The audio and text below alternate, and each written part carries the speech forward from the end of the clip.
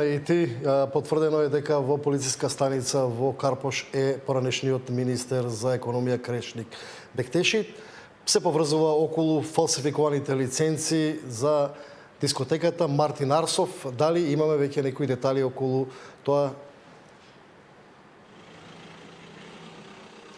Маријан, веќе со часови трае информативниот разговор со поранешниот министер за економија Крешник Бектеши овде во полициската станица Карпош.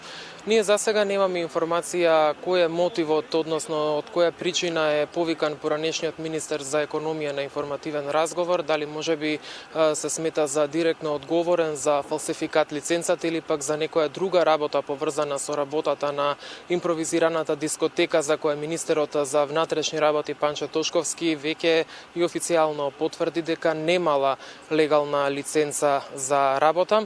Тоа веројатно ќе го дознаеме подоцна во текот на вечерта.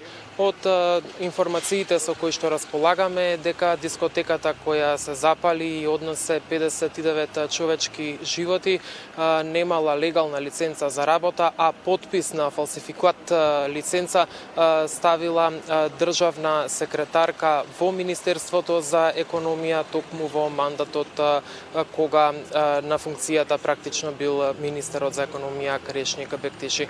Марија, ние остануваме овде, се надевам дека до следните вести ќе имаме повеќе детали.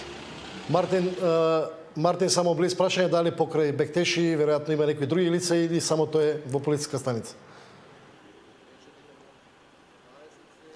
Па ние сме скоро веќе 2 часа овде во близина на полициската станица Карпош и не видовме друг донесен, така што претпоставувам дека само поранешниот министер за економија е овде.